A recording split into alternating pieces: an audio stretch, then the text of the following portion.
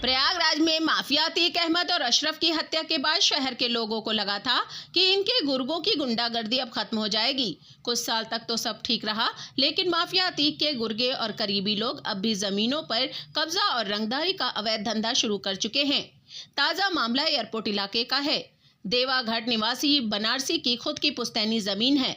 आरोप है कि इस जमीन पर जब वो निर्माण कराने लगा तो अतीक का खास करीबी नसरत और उसके लोग पहुंचे और पिस्टल निकालकर मैकू को धमकी दी और चेतावनी दी कि अगर जमीन पर निर्माण कराना है तो 20 लाख रुपए देने होंगे, जो जेल में बंद अतीक के बेटे अली को जाएगा।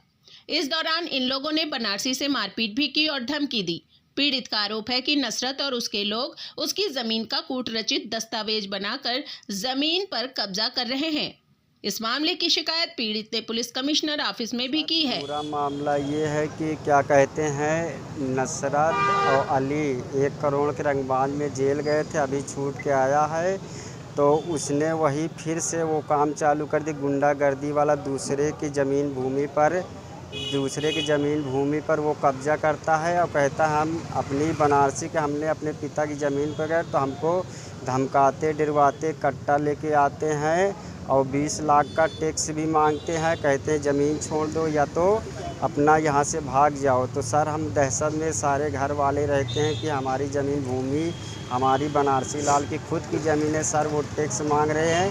अभी वो क्या कहते हैं, अली जो जेल गए थे नसर संगे उसमें 1 करोड़ घोटाले में सर, वो आके फिर वही काम कर रहे हैं सर मेरी ज़मीन पे, फिर वही 20 लाख टैक्स मांग रहे हैं। हम उसको कट्टा से ये वो धमका रहे हैं। सर मेरी गुजारिश है कि न्यायालय के मुझको न्याय मिलना चाहिए। आज पुलिस कमिश्नर साहब यहाँ मैंने आया है तो एप्लीकेशन देने के एयरपोर्ट। पीड़ित बनारसी का कहना है कि जो कागज ये लोग दिखा रहे हैं उसमें बताया गया कि उसके पिता मैकू ने ये जमीन इन लोगों को बेच दी है, जबकि पीड़ित का कहना है कि उसके पिता जेल में थे और बाहर भी नहीं आए, तो उसका अंगूठा कैसे जमीन के पेपर पर लग गया। पीड़ित की शिकायत पर इस मामले की जांच एसीपी धूमनगंज कर रहे हैं। उन्होंने दोनों पक्षों का बयान भी लिया है।